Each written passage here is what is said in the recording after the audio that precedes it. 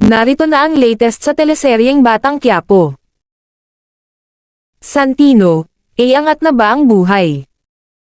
Matapos nga ang matagumpay na pagkapanalo ni Santino sa boxing, binigyan siya ng gantimpala ng kanyang coach na si Coach Gary. Siya na ngayon ay nag-iinsayo na sa boxing, maliban pa sa kanyang pagtatrabaho dito. Samantala si Annika naman ang nagbibigay inspirasyon kay Santino na siyang may lihim na pagtingin dito.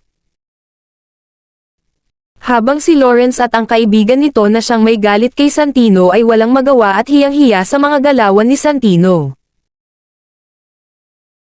Abangan ang mga susunod pang mga magaganap sa buhay ni Santino. Ito na ba ang pag-angat ng buhay niya? Makakatulong na kaya siya sa kanyang lola Tindeng?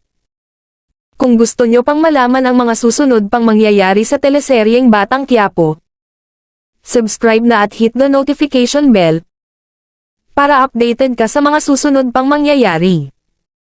Maraming salamat sa panonood.